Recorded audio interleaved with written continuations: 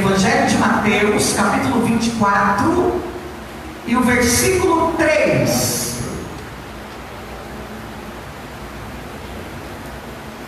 Para quem não tem a Bíblia, já está aqui no telão, é só acompanhar. Diz assim a palavra: mais tarde, quando Jesus estava sentado no Monte das Oliveiras, chegam-se a ele os seus discípulos à parte, dizendo: declara-nos quando acontecerão estas coisas, e que sinal haverá da tua vinda e do fim do sistema do mundo? Guarde esse versículo no seu coração e vamos ficar ligados nessa palavra. Eu vou só trocar o microfone, irmãos, porque está falhando. Pode deixar eu vou usar o microfone, tá?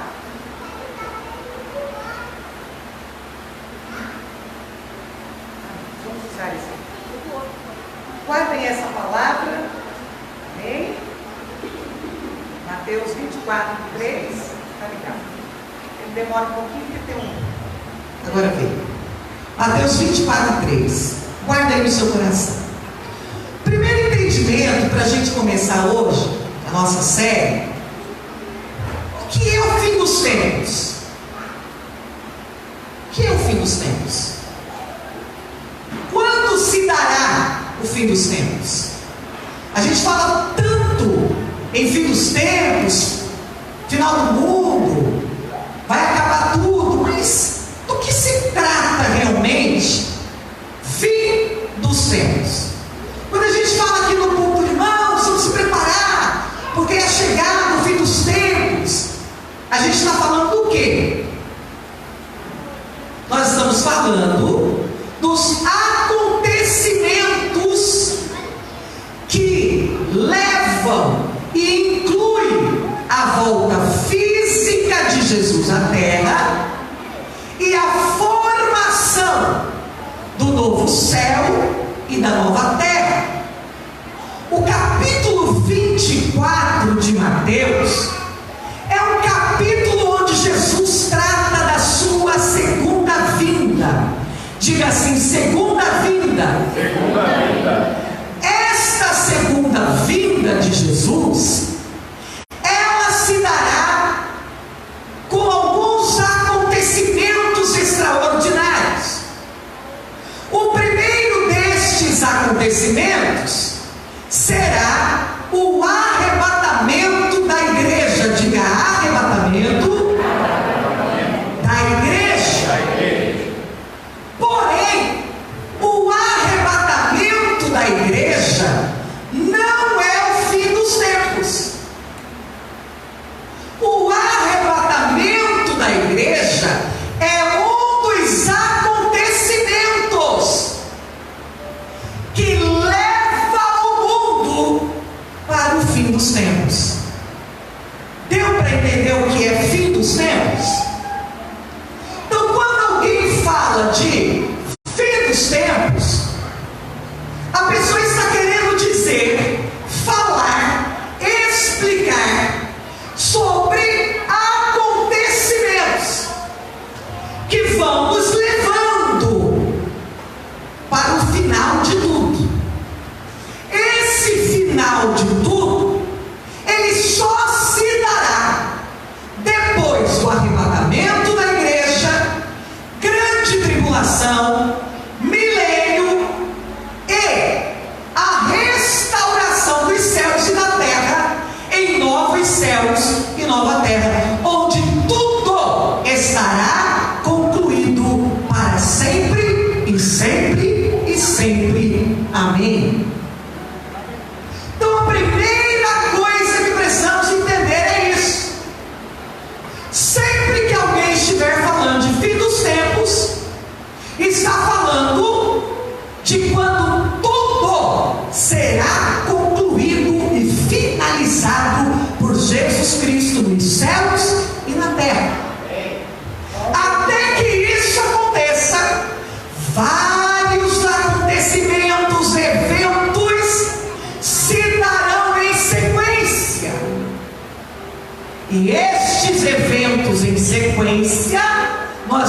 ver mais para frente nas próximas quartas.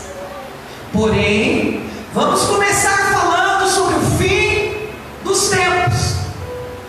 Eu procurei no Espírito algumas formas de falar isso a vocês, de forma que tanto mais leigo quanto mais teólogo escatológico possível ouvir possa entender.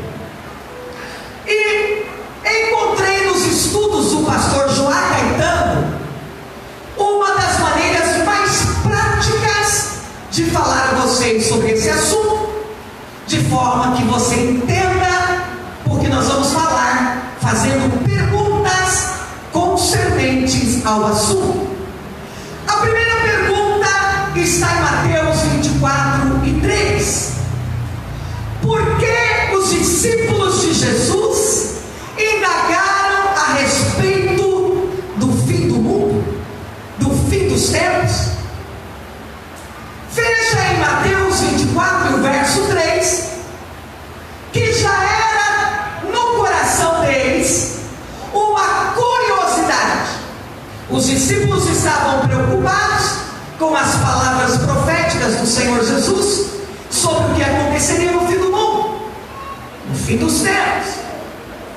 Eles queriam uma confirmação de que de fato essas coisas se realizariam. Veja bem, volte a página da sua Bíblia, pelo menos na minha é o caso de voltar. Jesus, retirando-se do templo, aproxima-se os discípulos para mostrar os edifícios do templo, e ele respondendo diz assim: não vedes tudo isso? Verdadeiramente vos digo que não se deixará aqui pedra sobre pedra, pois tudo será derribado. Então, causou uma curiosidade. Jesus está falando de derribar o templo, tudo ser destruído. Ele está falando do final dos acontecimentos. E então causa uma curiosidade: quando acontecerão essas coisas? Qual é o sinal que haverá da tua vida? Qual é o sinal do fim do sistema deste mundo? E esse assunto, irmãos, desde os discípulos até nós, paira em nosso meio e é curiosidade de todos nós. Hoje eu li uma matéria que os evangélicos têm se tornado o povo mais ansioso da face da terra. E por que é que os evangélicos têm se tornado o povo mais ansioso da face da terra? Porque nós temos profecias que apontam para nós que o fim dos tempos se aproxima cada dia mais. E então isso tem causado uma ansiedade. Quando vai ser? Será que o anticristo já está vivo? Será que é para 2023, 2030, 2040? Como devo me preparar? Como será? Há uma expectativa. A verdade é que o arrebatamento da igreja pode acontecer a qualquer momento. A igreja do Senhor não tem como destino o fim do mundo. A igreja tem como destino o arrebatamento da igreja. Nós não estamos vivendo para o fim do mundo. Nós estamos vivendo para o arrebatamento da igreja, onde lá no fim do mundo nós já estaremos reinando com Cristo Jesus. Está pegando até aí? Então essa palavra, ela não deve nos causar ansiedade nem medo. Ela deve nos trazer consolo, alegria e esperança. Porque nós sabemos para onde estamos indo. Nós sabemos o que nos aguarda amanhã. Seja lá qual for este amanhã. nós estaremos com Ele. Amém?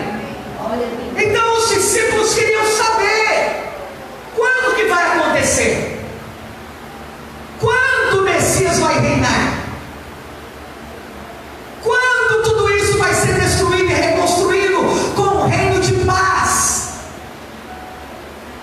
Desejavam preparar-se para o futuro e saber como tomar parte no reino de Deus.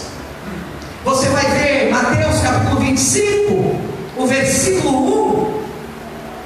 Mateus capítulo 25, o versículo 1 diz assim: então o reino dos céus será semelhante a 10 virgens que, tomando as suas lâmpadas, saíram para receber o esposo.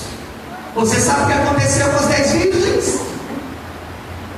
Todas esperavam, todas adormeceram, todas aguardavam pelo noivo, mas quando da meia-noite cai um sono profundo, o noivo tardou em chegar, elas se cansaram, adormeceram. De repente ouviu-se o grito: aí vem o noivo. As 10 de pronto se levantaram, mas as 5 prudentes tinham azeite nas suas vasilhas, sobrando, tinham reserva. Acenderam as lamparinas e seguiram o cortejo. As 5 imprudentes não tinham mais azeite, ficaram desesperadas, porque sem azeite elas não tinham serventia nenhuma para o noivo. Meu Deus. Eita, meu Deus, é lá fora. Aí elas correm para as 5 prudentes e dizem: dai-me do vosso azeite emprestado. E as 5 prudentes: não, de maneira nenhuma, para que não falte a nós e a vós, e de comprar, não poderemos dar do nosso. Cuidado, irmão, você que vive da unção dos outros, você que vive da profecia dos outros, você que vive da espiritualidade do outro, da unção, da glória, da manifestação do Espírito Santo do outro. Cuidado. Você que pega carona no culto do outro, você precisa fazer o seu próprio culto a Deus. Eita glória, aleluia. Pode ser que um dia acabe o teu azeite e ninguém vai querer repartir com você não. É desse jeito. Porque cada um tem a medida necessária para poder acompanhar o cortejo. Agora vejam, se essas imprudentes soubessem o dia e a hora, o dia elas sabiam, a hora mais ou menos, porque o noivo era o noivo, veio mandado na festa. Então ele podia chegar na hora que ele disse que ia chegar, quando ele poderia vir a hora que ele quisesse vir. E no que é que pecam as virgens imprudentes? Não estarem prontas para o momento. Ah, mas se eu soubesse que ele ia chegar depois da meia-noite, eu tinha ido às 11 horas comprar azeite. Ah, pois é. Só que não é nesta motivação que Jesus prepara a sua noiva. A sua noiva precisa ter azeite sempre, todo dia, toda hora, em todo tempo. Eclesiastes diz o quê? Em todo tempo sejam alvas as suas vestes e nunca falte um óleo sobre a tua cabeça. Nunca lhe falte o Espírito Santo, nunca lhe falte a presença do Espírito. Eita glória! Eita glória! Queria saber como é que vai ser para a gente estar preparado. O Senhor disse, Mateus 6, lá do verso 30 em diante: basta cada dia o seu próprio mal. Por que vocês querem saber sobre o amanhã? O amanhã não vos pertence. Por que você não vive hoje o que a palavra diz para hoje, o que a palavra tem para agora, para esse momento? Então a especulação do mundo sobre o final dos tempos é: pronto. Quando é que vai ser? Quando é que vai ser? Quais são os sinais? Como é que eu posso saber que está perto? Não lhe interessa saber, lhe interessa estar pronto. Oh, aleluia. Lhe interessa estar preparado. Segunda pergunta sobre o fim dos tempos. Como eram as condições políticas e econômicas de Israel na época em que os discípulos fazem essa pergunta ao mestre? Como que eles estão vivendo? Por que é que há esta curiosidade no coração deles? Naquela época, naqueles dias, as condições políticas e econômicas da nação de Israel não eram boas. O Império Romano dominava tudo, conquistava tudo, mandava em todos. O povo israelita várias vezes eram expulsos da sua terra, e eles tinham uma grande preocupação como seria o futuro deles. Referindo-se à destruição do templo dos judeus, que era imponente, impressionante para aquela época, o Senhor Jesus declarou que não ficaria pedra sobre pedra, vinculando a isso imediatamente os sinais do fim do mundo e do seu retorno. Olhe lá, Mateus 24, do versículo 4 a seguir. Coloca na tela para a gente, Jamile. Do verso 4 a seguir, vai passando um pouquinho só para os irmãos irem pegando, os que não têm Bíblia. E você que tem Bíblia, dê uma pincelada rápida aí. Faça uma leitura rápida aí.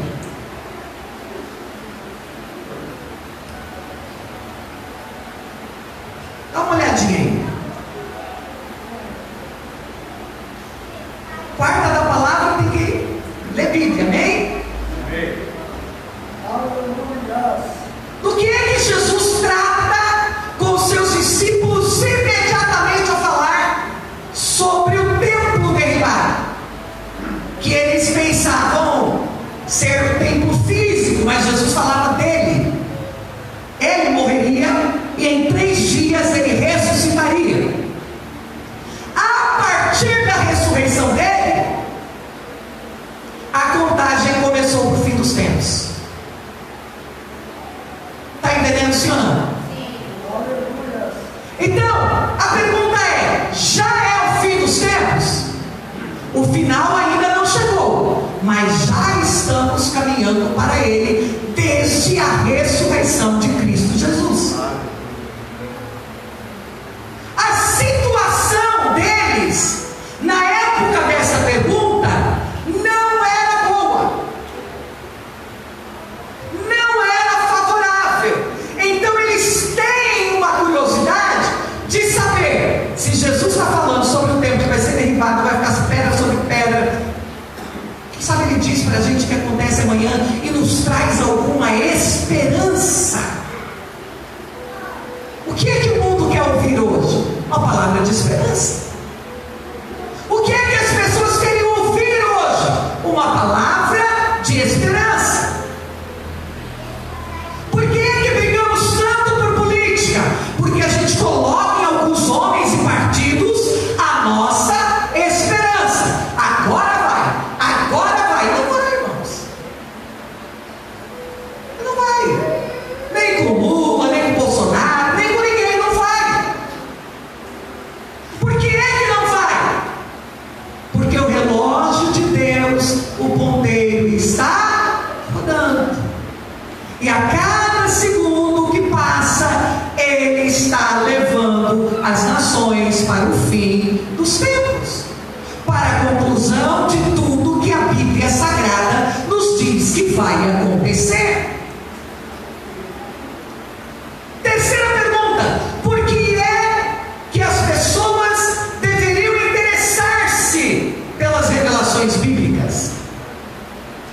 Por que é que há essa curiosidade? Por que estamos interessados em escatologia?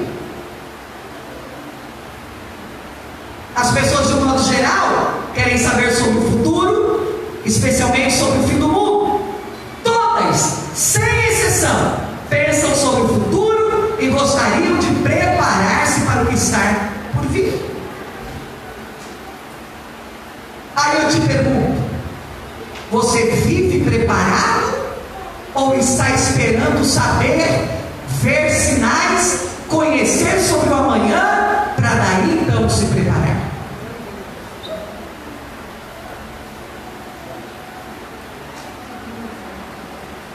Então, quando a gente fala de fim do mundo, parece mais interessante porque é tão majestoso o que a gente pode ver com os olhos: a geografia, a ciência, a biologia, a física, a química, o poder político, o poder bélico das nações, o poder religioso, que quando a gente fala de fim do mundo, parece que a gente projeta assim tão longe que nos dá uma... graças a Deus, ainda vai demorar muito para acabar. Só que nós precisamos entender que o fim do mundo se dá por acontecimentos. E um dos maiores e mais extraordinários acontecimentos será o arrebatamento da igreja, o rapto da igreja. E este acontecimento pode acontecer agora. Aleluia. Antes que terminemos esse culto, Jesus pode soar a trombeta, porque é uma promessa dele para nós. Mas a curiosidade, o desejo de saber sobre, já conhecido por Deus desde sempre, faz com que Deus revele na sua palavra acontecimentos do futuro e quais são os sinais que a Bíblia nos mostra referente ao fim dos tempos. Esses sinais, eles constatam que é verdade tudo que os profetas, os evangelistas, os apóstolos falaram acerca do futuro, acerca do que está por vir e dos sinais proféticos desse tempo. O próprio Jesus, em Mateus 24, nos dará uma série de informações sobre o fim dos tempos. Eu quero que você entenda a priori que Mateus 24 não fala do arrebatamento da igreja. Anota aí na sua Bíblia, por favor. Mateus 24 não está falando do arrebatamento da igreja. Mateus 24 fala da vinda de Jesus e da sua manifestação para Israel e para todas as demais nações do mundo. Anota aí para você não esquecer, e você, pregador, não usar Mateus 24 para o arrebatamento da igreja. Quem vai falar sobre o arrebatamento da igreja é Paulo. Lá em 1 Coríntios, Paulo fala em Tessalonicenses. Amém? Então Paulo fala e ele explica detalhadamente, de forma simples e sucinta, como se dará o arrebatamento da igreja. Mateus 24 é um texto e contexto que está se referindo a fim dos tempos, que está se referindo à aparição do Messias para Israel e para todas as demais nações. Então guarda isso aí para você não se atrapalhar depois no que vamos ver a seguir. Uma pergunta interessante quando estudamos sobre o final dos tempos é: o mundo realmente terá um fim?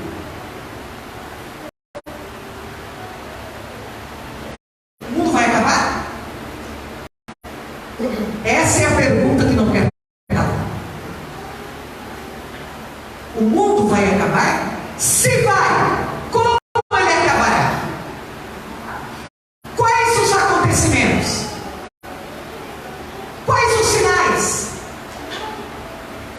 De acordo com vários textos bíblicos, sim, esse mundo, sistema mundano, sistema secular, e esta terra geográfica será transformada transformada numa nova terra, vão ter um fim.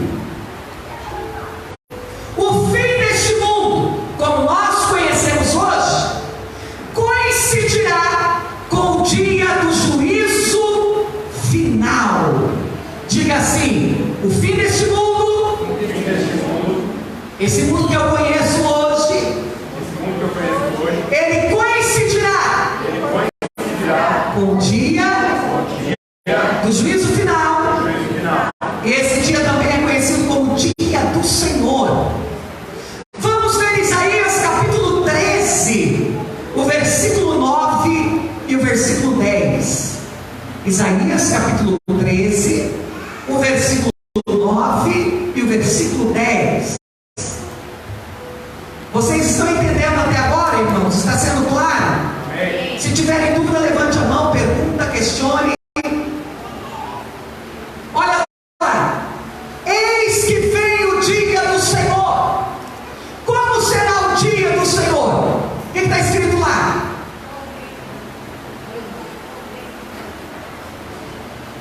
Como será o dia do Senhor? Horrendo. Será com furor e ira ardente. Você está vendo que trata aí do juízo final? Horrendo, com furor e ira ardente, para pôr a terra, olha isso, em assolação, e dela destruir os pecadores. Eita! Quem diz que Deus não destrói, não mata, não consome, nunca leu a Bíblia, não? Vamos lá, mais um verso. Porque as estrelas dos céus e as suas constelações não darão a sua luz. O sol se escurecerá ao nascer e a lua não resplandecerá com a sua luz. Olha que dia horrendo! Que dia horrendo! Que dia de ira, que dia de furor, que dia terrível! Será o dia do Senhor. Esse é o dia do fim dos tempos. Se dará como está escrito. Vamos lá para 2 Pedro capítulo 3, versículo 10 ao 12. 2 Pedro capítulo 3, versículo 10 ao 12. Você percebe, irmão, que não há possibilidade da igreja participar desse dia como réu? A igreja não vai estar participando como réu. A igreja estará com Cristo, reinando, gloriosa. Aleluia. Duas pessoas entenderam, uma ainda cansada deu um aleluia. Irmãos, a igreja estará reinando com Cristo gloriosa. Amém? Amém. Oh, maravilha. Vamos ler 2 Pedro 3, 10. Mas o dia do Senhor virá como ladrão de noite. Presta atenção. Isso aqui não é para arrebatamento. No qual os céus passarão com grande estrondo, e os elementos ardendo se desfarão. Não vai se desfazer nenhum elemento no arrebatamento, irmãos. Isso daqui é para quando a igreja descer triunfante com Cristo e pisar a terra. Quando Jesus arrebatar os crentes, que a gente vai ver depois, vai para frente, vai para frente, vai para frente, ninguém verá. Ele esperará a sua igreja nas nuvens. Agora aqui todos verão. Aqui vai acontecer um impacto global. Aqui já é Jesus adentrando a galáxia com a igreja. Vai rachar tudo, olha só. Oh, glória, sinta a presença do Senhor. Os elementos ardendo se desfarão, e a terra e as obras que nela há se queimarão. Aqui é o fim. Depois que ela é queimada, aí surge a nova terra. Pronto. Todo mundo já foi julgado.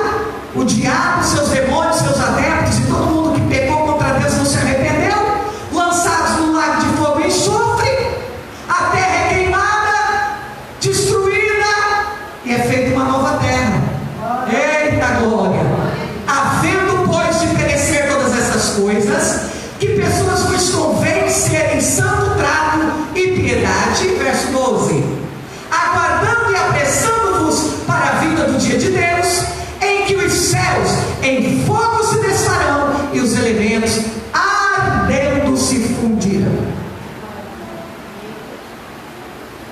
Então aqui está o fim do mundo.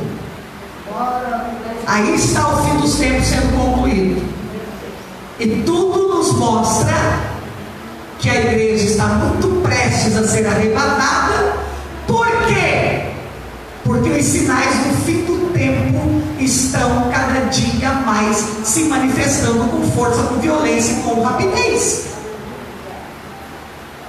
E se os sinais estão mostrando que o fim dos tempos está chegando bem pertinho de nós, então o arrebatamento da igreja já está aí. Está por acontecer a qualquer momento. Não sabemos o dia nem a hora, mas sabemos que ele vem. Não é como ladrão, porque a igreja tem uma promessa que ele viria. Então não é surpresa para nós que ele está vindo.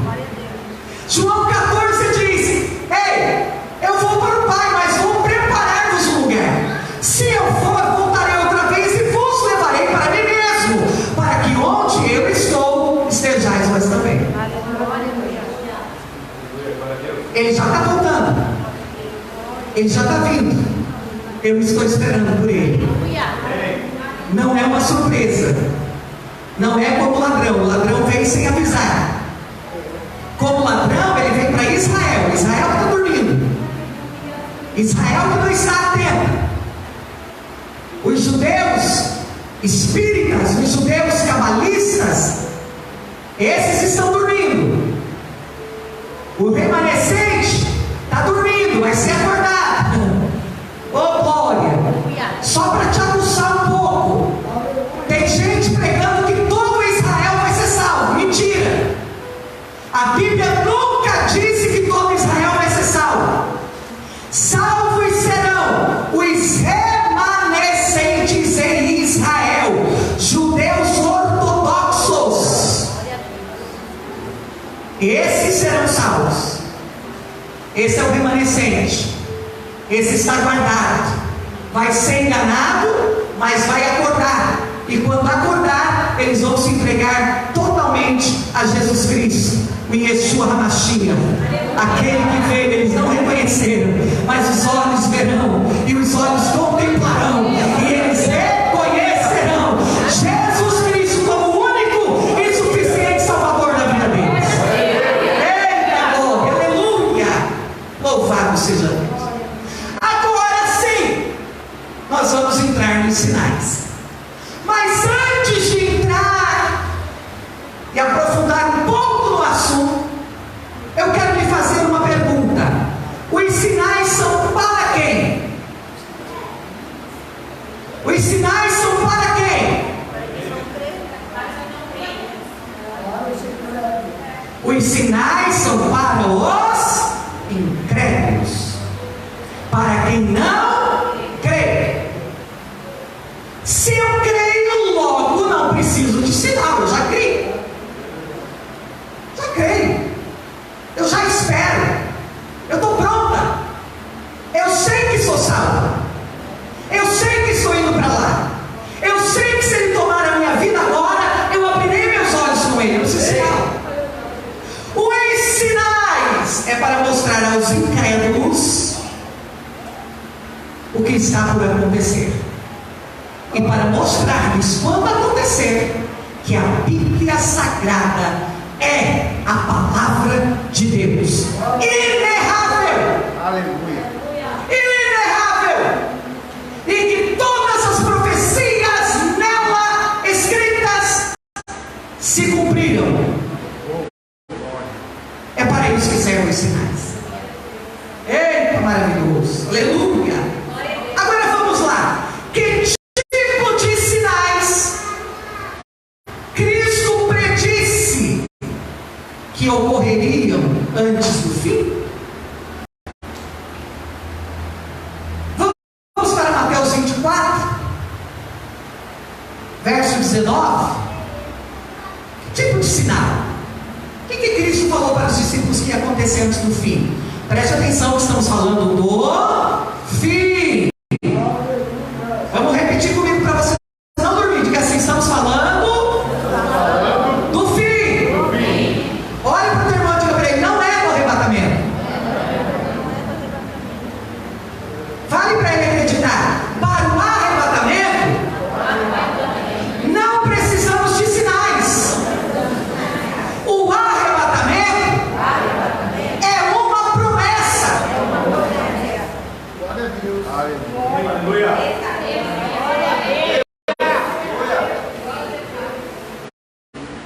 arrebatamento pode ser agora, pode ser daqui a pouco, pode ser amanhã, pode ser daqui 50 anos, não sabemos. Mas os sinais proféticos foram deixados a nós para entendermos o caminho que está sendo trilhado e onde vai chegar. Então, quando você percebe os sinais do fim dos tempos, seu coração começa a pulsar mais forte, e mais forte, e mais forte. E você diz: pode ser nesta geração.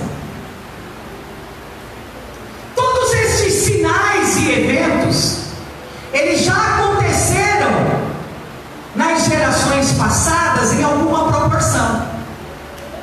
Mas tudo que nós vamos ver a partir de agora está acontecendo em uma proporção muito mais rápida, intensa e violenta.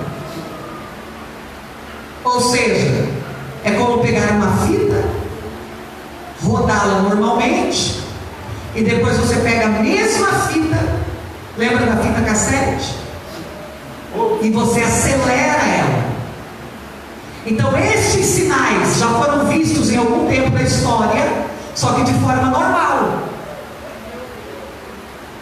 Agora temos a impressão escatológica de que Deus acelerou a vida e de que tudo está acontecendo muito rápido, de forma muito intensa, numa velocidade intensa, que nos mostra que de fato a Bíblia Sagrada está se cumprindo e o final dos tempos está cada dia mais próximo de nós.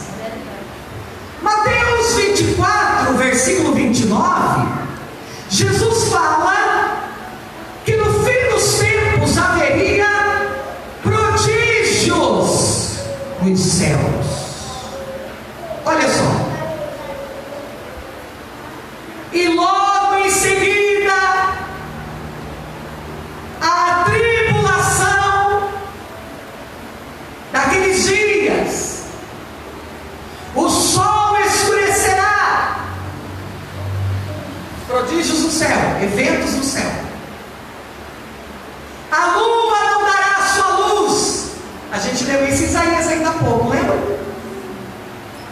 As estrelas cairão do céu, e as potências dos céus serão abaladas.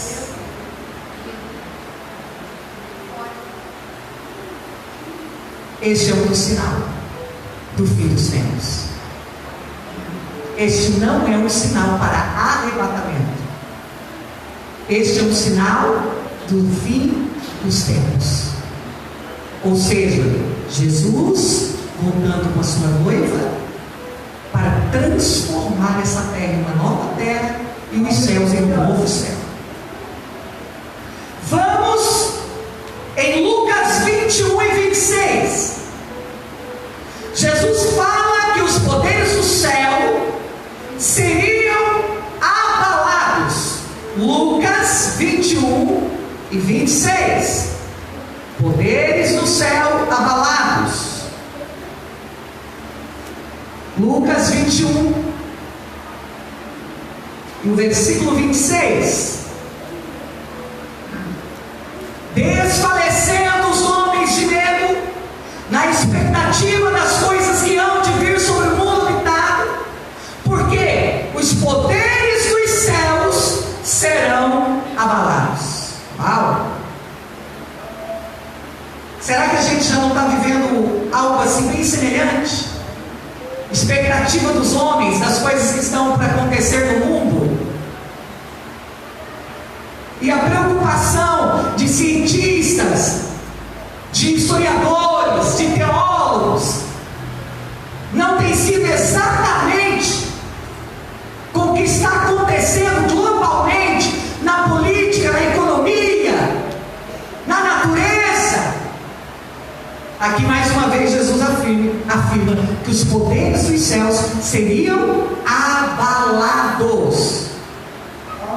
Poderes espirituais poderes físicos abalados.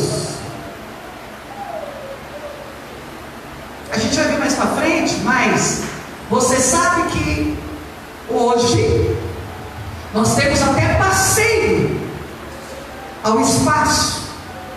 Se você tiver milhões e milhões e milhões e milhões e milhões, você pode pagar para dar um passeio no espaço. A grande expectativa é que se consiga construir casas na Lua ou em outros planetas, onde vida possa ser gerida.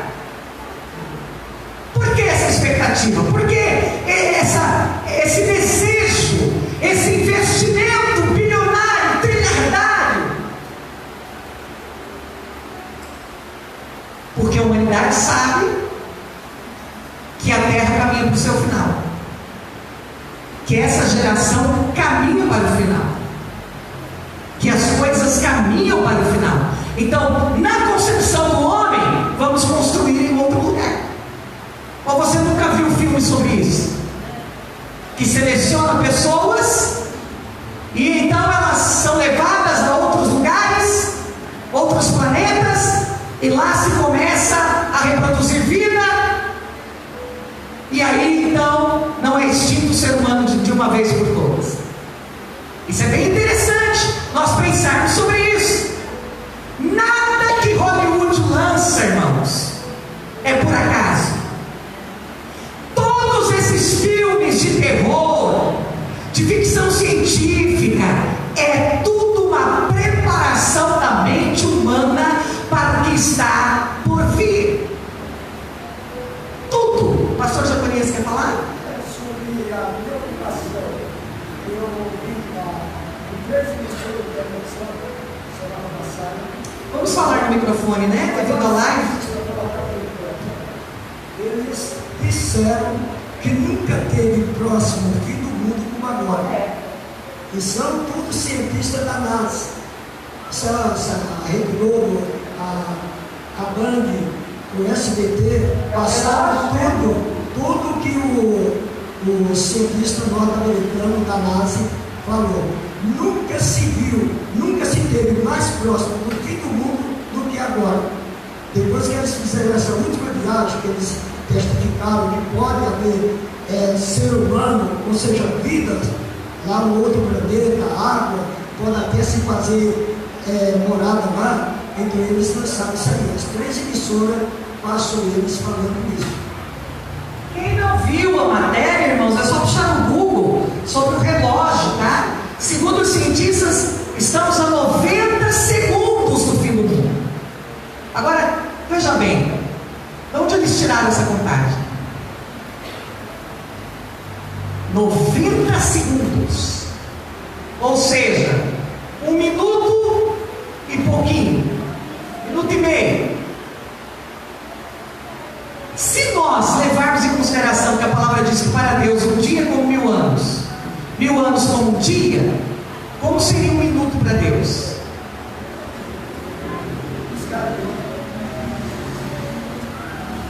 Então, se o ser humano ele tem a capacidade de, através de estudos científicos, chegarem a essa conclusão, que falta 90 segundos para o final do mundo,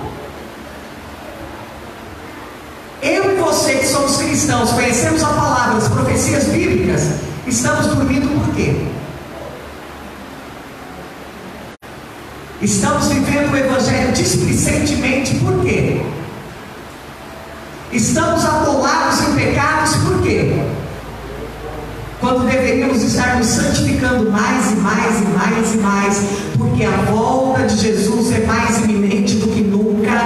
Haja visto que ele ainda nem voltou, e a própria ciência já constata e lança um relógio que trata de 90 segundos para o final do mundo.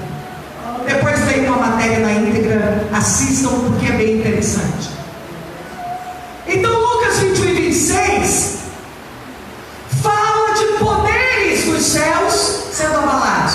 Será que quando isso acontecer, nós não teremos lá trilhardários morando, habitando planetas, talvez, quem sabe até a Lua, não sei. Estamos seguros. Aqui ninguém nos pega, aqui nada nos... Ixi, daqui a pouco eles só vão sentir estremecer. Só vão sentir balançar. O que está acontecendo? Não sei. Jesus vai passando para a igreja. Desce. Eita glória. Bora para o juízo final. Vocês pensaram que ia escapar? Ninguém escapa. Qual é o salmo que fala sobre isso? Lembra? Ah, se eu subir ao mais alto dos céus, e se eu descer ao mais profundo mar, a tua mão ali está. Oh, aleluia, glória, glória. Ninguém vai poder se esconder. Todos os poderes serão abalados. Todos terão que se dobrar. Toda língua terá que confessar que Jesus Cristo é o Senhor. Eita glória. Atos capítulo 2, verso 19. Jesus disse que haveria sinais embaixo na terra. Atos 19, 2, desculpe, e verso 19. Sinais embaixo da terra. Atos 2 e 19. E mostrarei prodígios em cima do céu, e sinais embaixo da terra: sangue, fogo e vapor de fumo. Verso 20. O sol se tornará em trevas e a lua em sangue, antes que venha o grande e magnífico dia do Senhor. Sinais do fim dos tempos. Você não precisa viver amedrontado, pensando que você vai, o mundo vai acabar, vai procurar, nós vamos cair tudo dentro. Ai meu Deus, tem misericórdia. Não, você não precisa não. Para você é algo muito mais rápido, profundo, intenso, extraordinário, milagroso. Um abrir e fechar de olhos.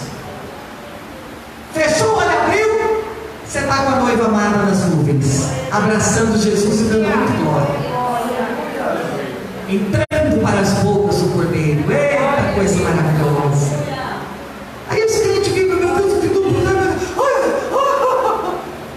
olha com isso, irmãos. A igreja não vai participar disso aí não, nós vamos estar triunfando com Jesus. Se você subir. Então, a sua preocupação não deve ser com o fim do mundo.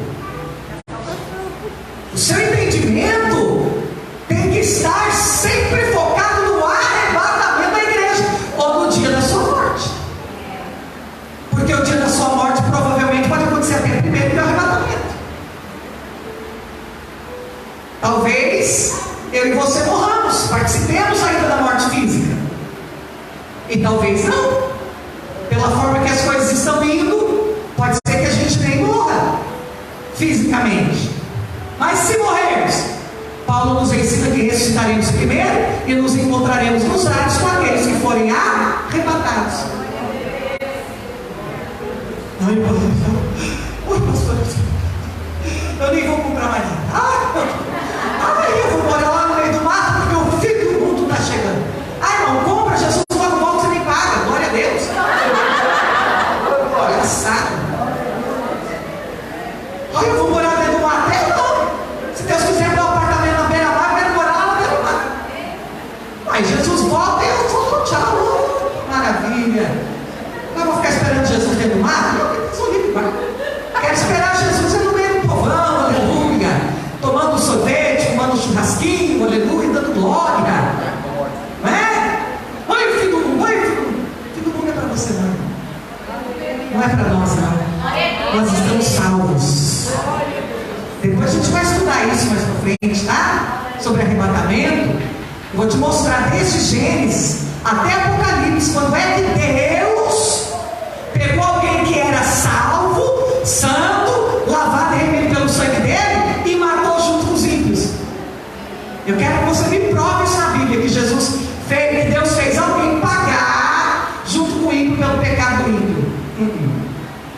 Ele sempre chegou, tirou, arrancou, protegeu, e depois ele lançou o julgamento.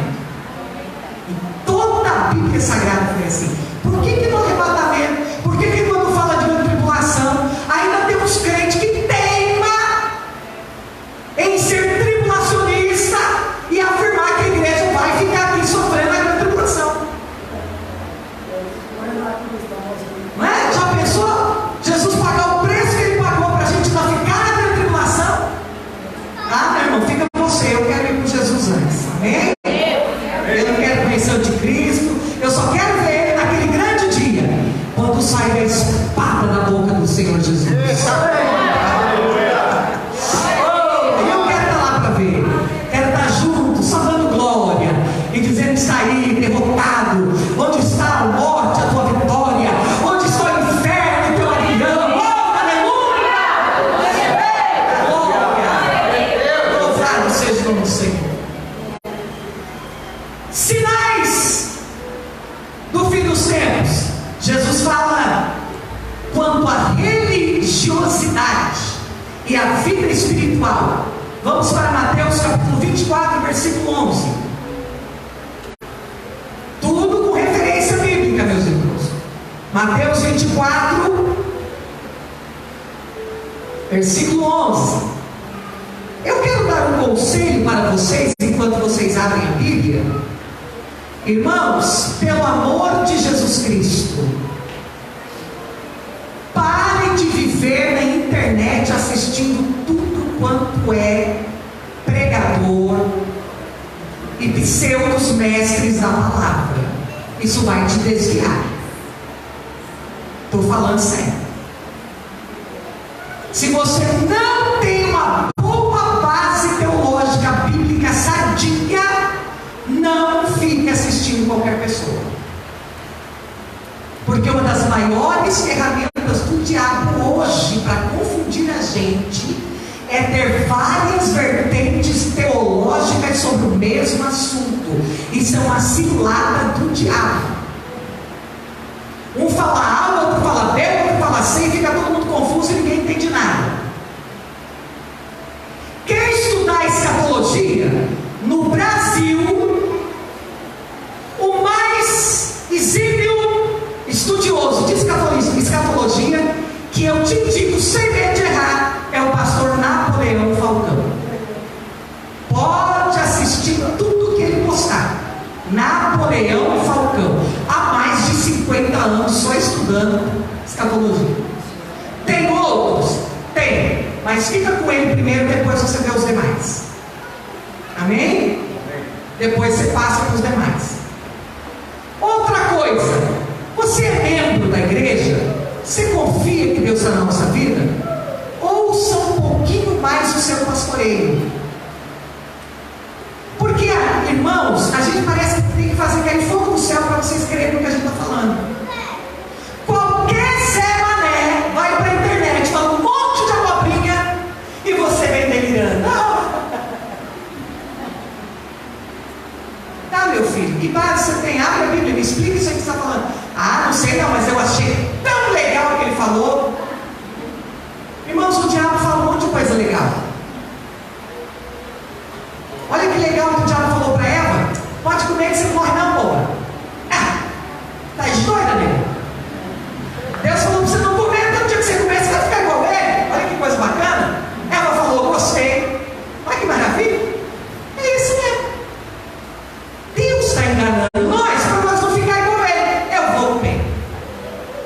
E comeu. E nós estamos aqui até hoje, tendo que estudar sobre os sinais do fim do tempo cada era. Vocês estão entendendo, irmãos? Cuidado com o que você come pela internet. Tá? Eu aconselho você, pega o link, manda para mim, eu vou analisar e respondo para você. Pode assistir, pode confiar. É um teólogo confiável, está com respaldo bíblico, está dentro da palavra. Mas dentro da palavra, em texto e contexto, não com versículo isolado. Porque versículos isolados, as seitas tiram nível da Bíblia para usar para sua defesa. É texto e contexto. É a Bíblia num todo que a gente pode chegar à conclusão de um assunto. Amém, irmãos? Amém. Vamos ler? Mateus 24:11. Olha aqui que diz Mateus 24:11.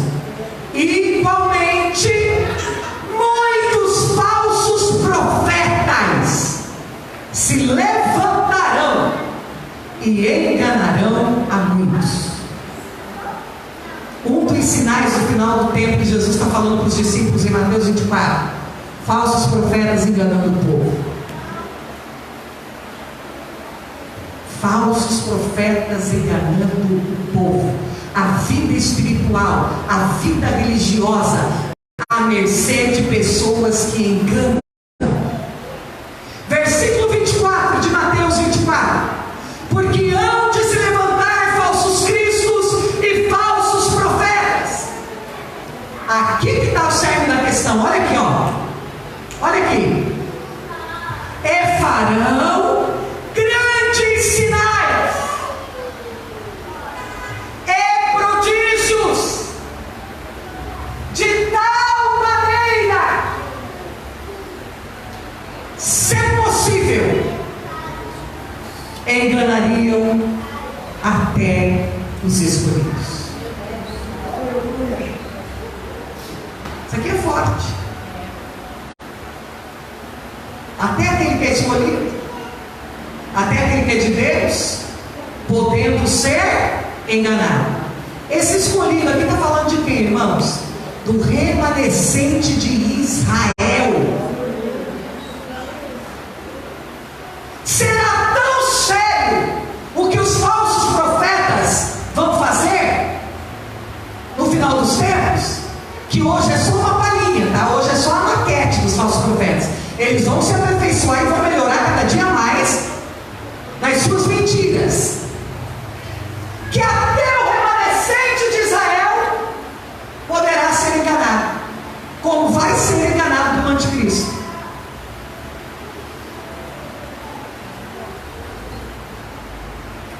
Timóteo capítulo 4, versículo 1, vamos ler?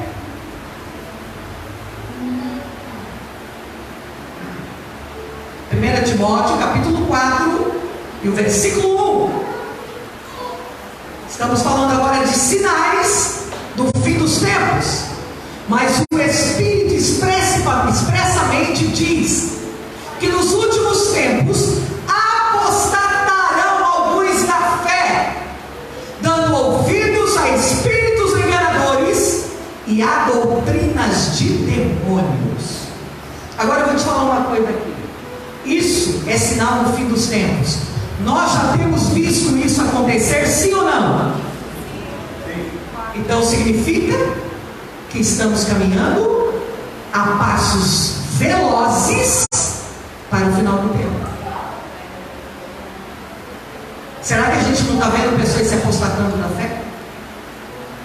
O que é se apostatar da fé? É negar a Jesus Cristo? É negar a eficiência do poder do Espírito Santo? É negar o Evangelho puro, saudável, cristocêntrico, uma vez já tendo experimentado. Agora virou moda. Cantores irem para a internet e declararem que não fazem mais parte do mundo gospel. Nas entrelinhas eles estão dizendo: eu não sou mais evangélico, eu não sou mais cristão. Só que para não perder muito dinheiro, eles falam assim: não, eu continuo com a mesma fé, eu continuo servindo a Jesus, Jesus continua sendo o Senhor da minha vida, só que eu não faço mais parte. Aí daqui a pouco você vê eles praticando todo tipo de obras que as pessoas que não conhecem a Deus praticam. Ou seja, Jesus não funciona na teoria. Jesus é prática, é vivência, é vida dia a dia. Muitos se apostatarão da fé e eles vão passar a fazer o quê? A seguir doutrinas de demônios.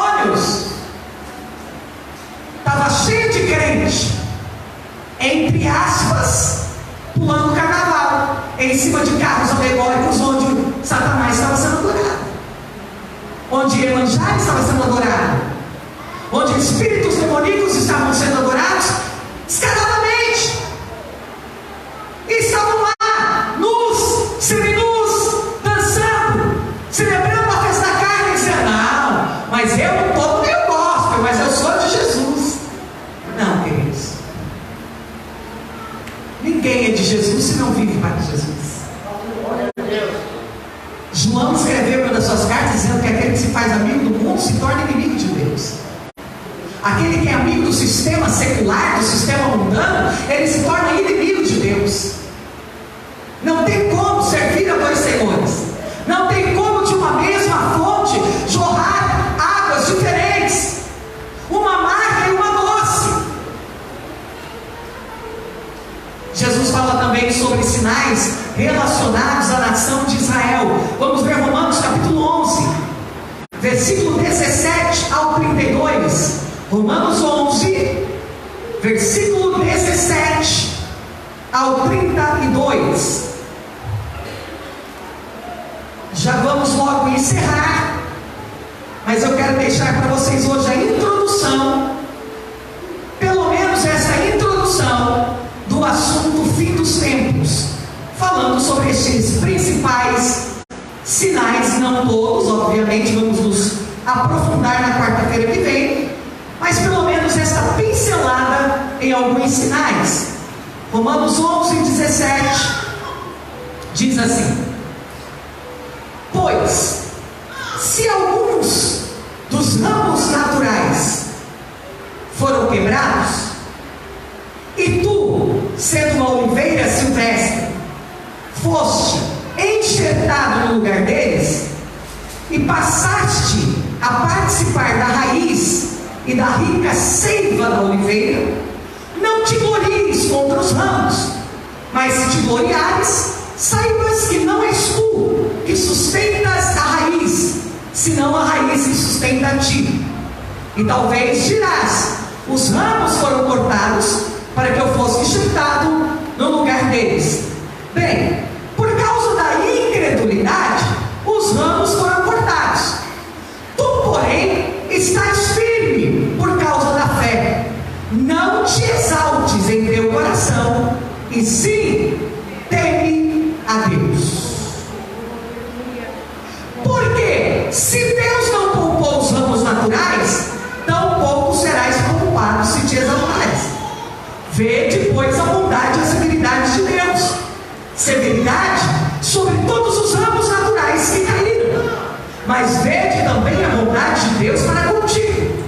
Se permaneceres nessa bondade, pois de outra maneira também serás cortado fora. E ainda os ramos naturais que foram cortados, se não permanecerem em incredulidade, serão enxertados, porque poderoso é Deus para voltar a enxertá-los.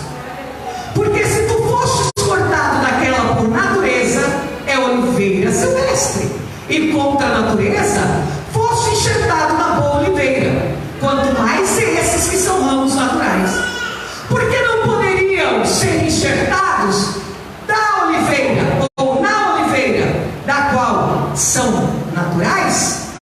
Porque não quero, irmãos, que ignoreis este mistério, para que não sejais arrogantes a respeito de vós mesmos, que o endurecimento do coração de Israel lhe veio em parte, até que haja chegado,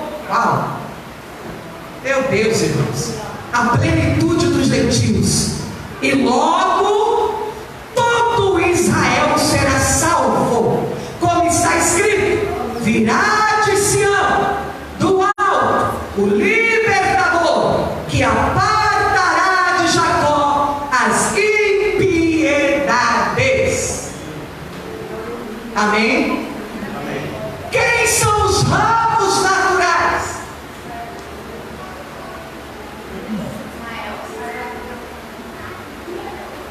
Quem são os ramos naturais? Israel.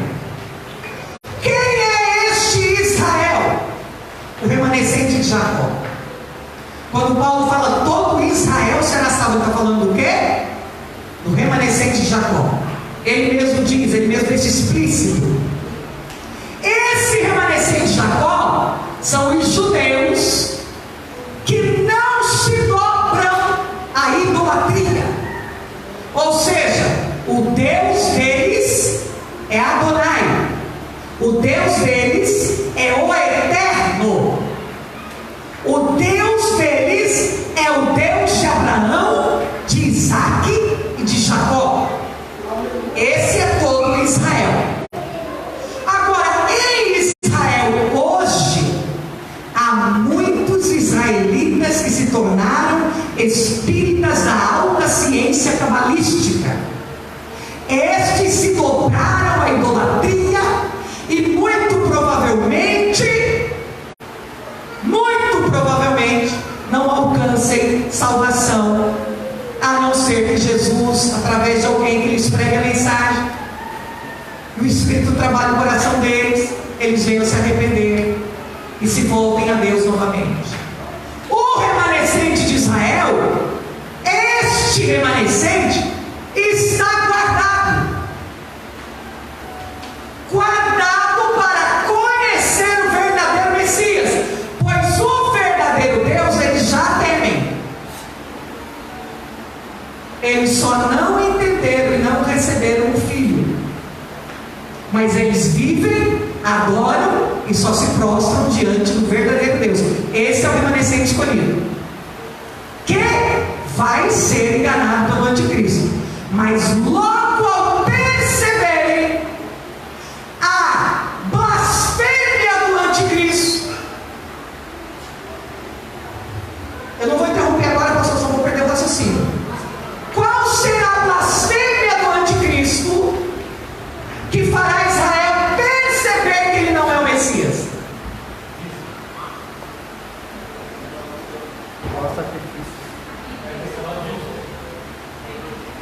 Proibir a Bíblia?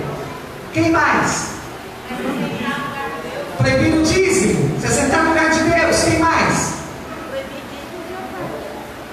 Proibir dízimos e ofertas. Quem mais? Hã? Não entendi porque o ventilador não deixa chegar. Ele tem que ser adorado. Veja bem, Israel abrirá os olhos quanto a quem é o anticristo.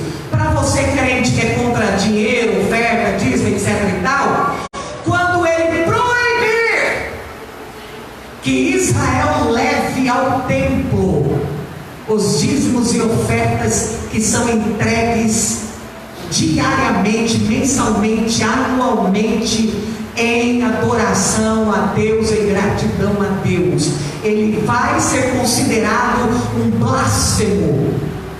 O povo remanescente vai olhar e vai dizer: o quê? Blasfêmia!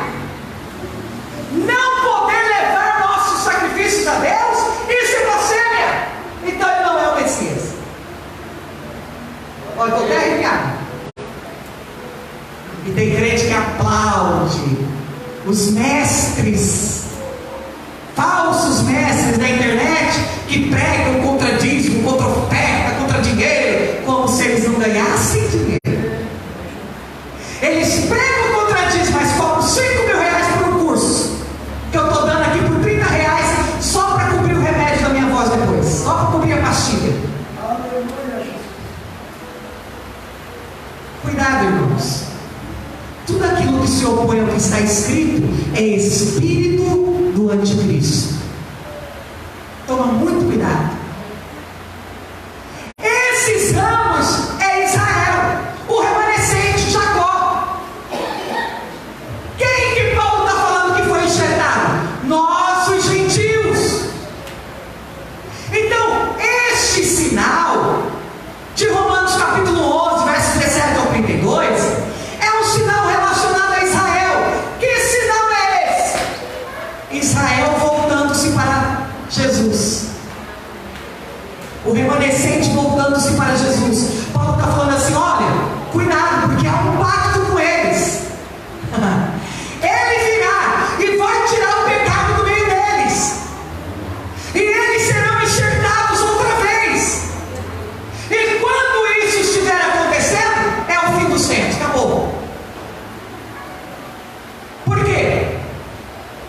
porque é o último grande acontecimento.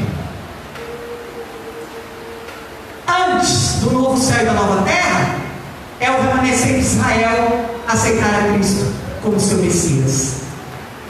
Então este é o mais lindo e extraordinário sinal que acabou, que dali para frente é a eternidade com Deus, novos céus, nova terra, e nós vivendo uma vida eterna como ela lá na origem, o Pai e os filhos. Amém?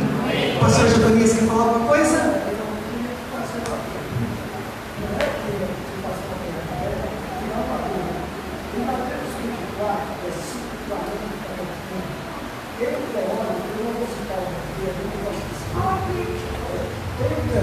E é muito famoso, até eu gosto dele, só que nisso eu não concordo. E ali Jesus disse que está duas no campo, será levado e não deixar. Está duas mulheres trabalhando junto, uma será levada e não deixar. Ele disse que o que fica é que é os sábios. E os que vão ser levados é os que vão para o inferno. E não concordo de maneira nenhuma. E você conhece o teórico, e tem coisa que é maravilhosa. A outra coisa que eu queria dizer é o seguinte: os remanescentes, agora são 144 mil judeus.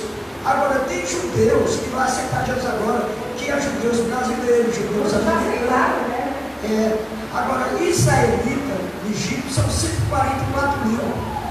É esses que não vão se ceder aos sinais do anticristo, não vão ser selados. Representantes das 12 tribos de Israel.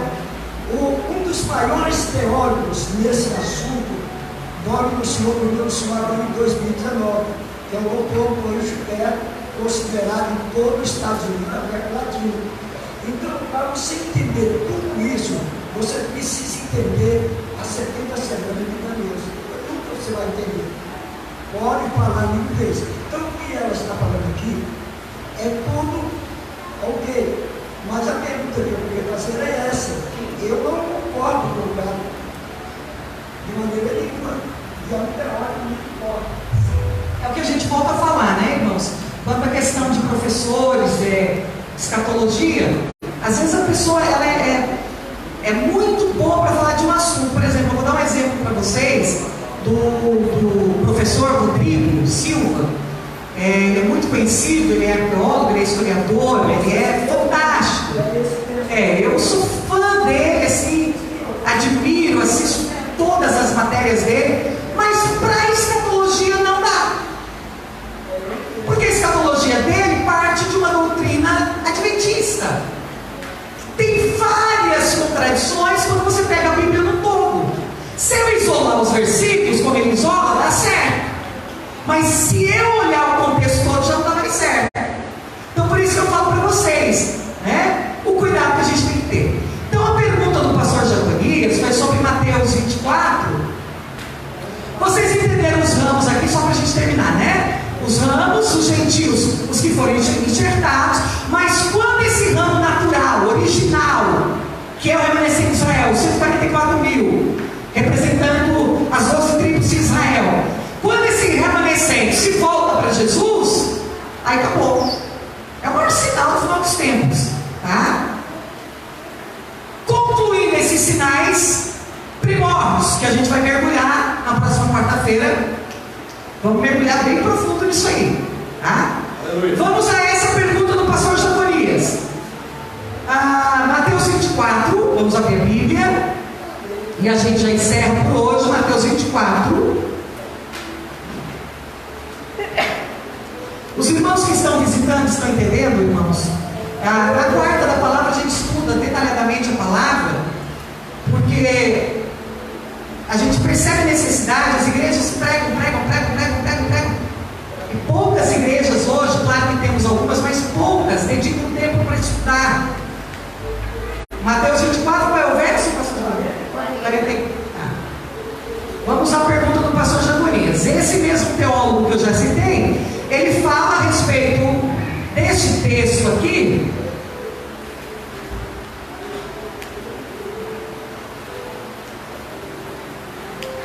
Estava lá em Lucas. É que a minha Bíblia é de estudo, irmãos. Eu tenho que gravar várias páginas para chegar numa. Olha só. A segunda vinda de Cristo surpreenderá os homens dos seus sonhos na agricultura. Mesmo no dia em que os homens buscarão os prazeres, haverá quem trabalhe no campo, na indústria, etc. e tal. Verso 40 diz assim: então, estando dois homens no campo, um será levado e o outro será deixado. Duas mulheres estarão trabalhando no moinho, uma será levada e a outra será deixada. Cuidai, pois, porque não sabeis em que hora há de vir o vosso Senhor. Irmãos, aqui, esse teólogo que o pastor Jaconias colocou para a gente, ele diz que os que vão ficar é os salvos, os que são levados é os que não são salvos. Eu já vi bastante besteira sobre a escatologia, mas essa foi uma das mais profundas. Nunca vi uma tão profunda quanto essa. Outros se referem também às virgens. Veja, esse texto é semelhante aos das virgens. 5 prudentes, 5 não prudentes. As virgens, para começo de conversa, não é a noiva, são as madrinhas de casamento. Bom, aqui entra o que nós vamos aprender na escola de imersão da palavra: interpretação de texto. Jesus, ele falava muito usando alegoria, parábolas, comparações, ilustrações, histórias, acontecimentos cultural do dia a dia, linguagem coloquial, para alguns se fazer entender e a outros ser mistério. Porque quando ele fala em parábolas, a Bíblia diz que ele fala só para os discípulos entender. Os demais ele não queria que entendesse. Por isso ele falava em parábolas. Quando Jesus fala em parábolas, eu não posso interpretar ao pé da letra. Eu tenho que pegar a parábola, entender a mensagem que está sendo passada e focar nesta mensagem. Ou seja, toda parábola está querendo me dizer alguma coisa. O que é que esta parábola está querendo me dizer? Exemplo, vamos falar do filho pródigo, que é que vocês mais conhecem, todos nós. Eu não posso pegar a parábola do filho pródigo e inventar um monte de coisa a respeito disso, porque é uma parábola. Então, eu tenho que olhar a mensagem central. O que ele queria me dizer? Ele quer me falar sobre o amor do pai. Ele quer me falar sobre um filho que vende a sua herança, que gasta tudo que tem e vai embora da casa do pai. E ele quer me falar de um irmão que fica indignado porque está na casa do pai, não celebra, não festeja, não curte a casa do pai nem a sua riqueza e fica bravo quando o irmão volta. É só isso que ele quer me falar. Tudo que eu falar em cima desse texto, fora disso, é mentira, é heresia, estou fora do contexto. Quando Jesus está falando aqui sobre o final dos tempos, o texto é enorme, Mateus 24 é enorme, tá? Mas a respeito, veja o verso 36, mas a respeito daquele dia, ora ninguém sabe, nem mesmo os anjos do céu, nem o Filho, mas somente o Pai Celeste. Mas como foi dito nos dias de Noé, assim será também a vinda do Filho do Homem. Porque como nos dias antes do dilúvio, quando comiam, bebiam, casavam e entregavam-se em casamento, até o dia que Noé entrou na arca, e não perceberam, até que veio o dilúvio e os levou, e a todos. Fala a palavra que está depois de todos.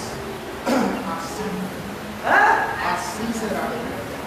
E a todos, está faltando, está errado. E a todos surpreendeu. E a todos surpreendeu. Assim, está faltando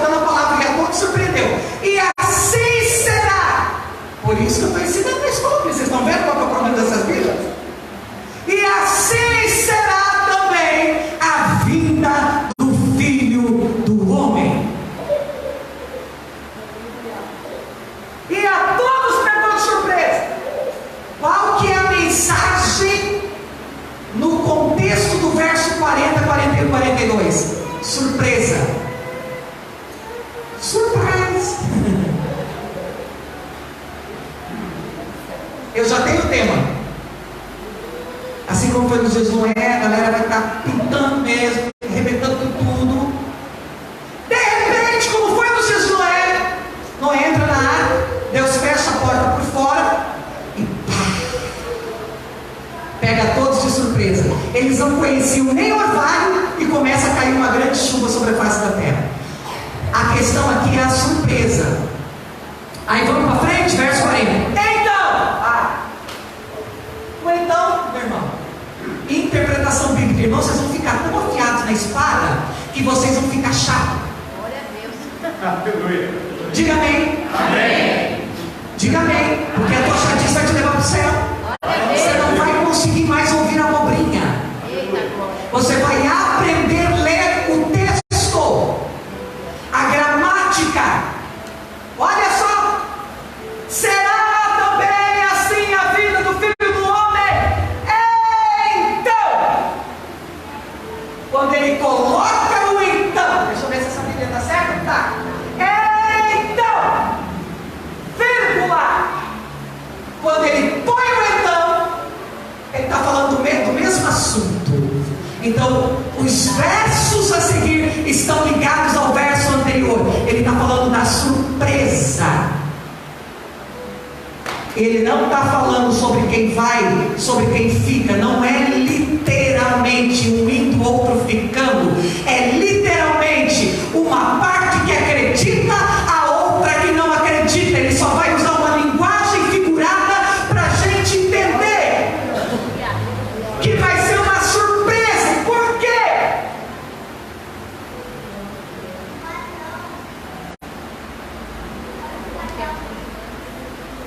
Estando dois homens no campo, um é levado, outro é deixado. Ele está falando de salvação, irmãos. Ele está falando de quem entra para habitar o reino, viver o reino, e quem não entra.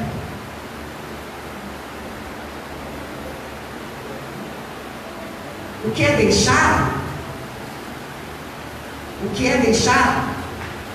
Na interpretação do nosso amigo teólogo, que eu admiro demais, é o que foi salvo. Porque certamente ele está pensando com essa lente, ele está olhando e pensando com essa lente.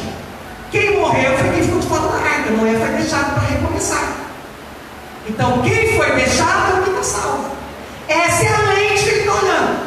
O texto te dá margem para olhar essa lente? Duas mulheres estarão trabalhando no moinho, uma será levada e a outra será deixada. Cuidai, pois, porque não sabeis em que hora de vir o vosso Senhor. Irmãos, se está levando, está falando de ir, está falando de segunda vinda, está falando de entrar para o reino com Cristo. Quem é deixado é que não está salvo. Porque nesse contexto aqui, quem for deixado é deixado para a morte. Você percebe como é perigoso a lente que a gente usa? Como que a gente depende do contexto? Se eu ler só esse versículo isolado, 39, 40, 41, eu posso usar a lente dele. Eu posso dizer, verdade. Noé foi deixado vivo, o resto morreu. Então, se ele foi deixado, quem é deixado é salvo. Só que quando eu vou para o contexto, eu estou falando de segunda vinda, eu estou falando de deixados para a morte, para a grande tribulação. Aí já não cabe mais essa lente. Vocês estão entendendo comigo? Por que que Jesus usa essa linguagem? Um está lá no campo, outro está lá. Irmão, Jesus está falando do seguinte: nem todos estão ligados. Nem todos estão na mesma fé, no mesmo pensamento. A respeito das 5 virgens, nem todas tinham óleo sobrando, óleo de reserva. Percebam comigo, lá na tua casa, vamos botar uma casa de 5 pessoas, está todo mundo na mesma fé? E aí se Jesus volta agora? Vou dar um exemplo então, mais real do que real. O Brasil agora nessa política não estava todo dividido, 50% para cada lado, praticamente? É disso que Jesus está falando, da divisão. Cada um para um lado, cada um dos seus afazeres, cada um com um pensamento. Então tem uma porção de crente avivado, cheio do Espírito Santo, uma porção de crente, ora vem Senhor Jesus, Maranata, estamos prontos, queremos ir. E tem uma outra metade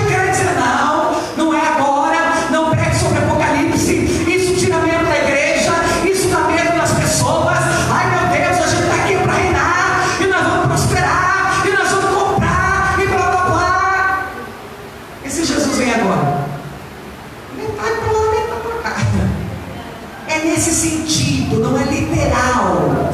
Não é que quando acontecer, o marido fica, a mulher vai, mas não, irmãos, é uma linguagem figurada, só para a gente entender que nem todos estão na mesma fiação. Está entendendo? Já pensou? O pastor Jaconês e a pastora Dejanita, uma bênção, olhando junto, buscando junto. Aí acontece, ele fica, ela vai, porque não está escrito que um tem que ficar, o outro tem que ir. Ah, irmãos, daí não dá, tá entendendo? Jesus, pelo amor de Deus, Jesus não levou um negócio desse, não. Ele estaria brincando com a nossa inteligência. É orientação individual? Claro, tá entendendo, meus irmãos? Ficou claro para vocês? Então, esse texto, esses versos, não se isolam dos versos anteriores. A questão, o tema central ali é a surpresa. Um está atento, o outro está desapercebido. Isso não significa que na casa do Douglas ele tem que estar atento, a Michelle desapercebida. A Michelle atento? Não, irmãos. Glórias a Deus que toda a família esteja atenta. É só uma colocação. Jesus só quis mostrar. Fiquem atentos. Porque o povão estava aprontando, bagunçando. Noé obedeceu, entendeu, creu, entrou na arca e foi salvo. Então fique atento. Amém? Está compreendido isso? Porque teólogo, irmão, você vem falando sobre esse texto. Abobrinha?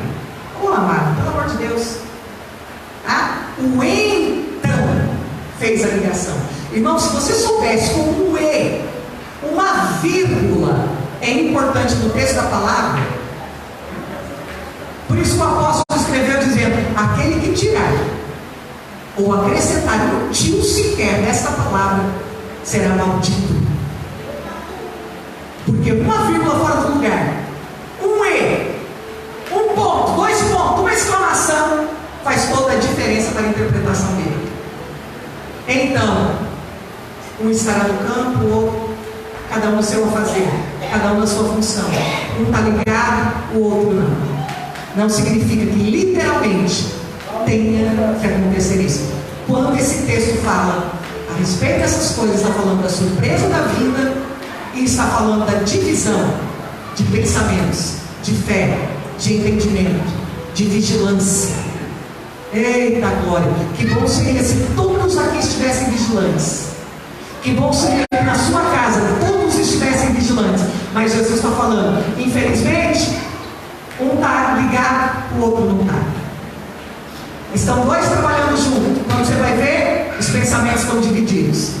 Quando a gente vai trabalhar para fazer uma conferência, para fazer um retiro, para fazer uma festa, não trabalhamos, porque cada um pensa de um jeito, os pensamentos se dividem e é uma luta. Jesus está falando disso. Pensamentos divididos. Aí um vai, o outro fica, um é levado, o outro deixado. Por quê? Está dividido no pensamento. Amém? Sobre isso que ele está falando, nada mais. Em nome de Jesus, guarda isso no coração. Quarta que vem, nós vamos dar continuidade à série Fim dos Tempos. E vamos ver vários tópicos só sobre o fim dos tempos, à luz da palavra de Deus. Vocês entenderam até aqui? Tipo amém? Amém. Vamos ficar de pé, irmão Jean, vamos solar algo para a gente orar. Há alguma dúvida do que foi falado hoje, irmãos? Não. Aleluia. Glória a Deus. Se houver, não hesitem em me chamar depois no WhatsApp, para a gente estar compartilhando com vocês e tirando a dúvida, se pudermos tirar. Amém? Lembrando sempre que o que Deus deixou revelado a nós é para nós, o que Ele não deixou revelado nas Escrituras é para a eternidade. Amém? Espero você quarta que vem, que a gente vai mergulhar nesse assunto. Oh, glória! E quem sabe a gente vai até aceitar Jesus de novo. Quem sabe a gente vai dizer: ô Senhor, pensei que eu era crente, Jesus. A gente vai ver muita coisa linda ainda sobre o fim dos tempos. E depois a gente começa arrebatamento. E aí a gente vai dar sequência nos assuntos, tá bom?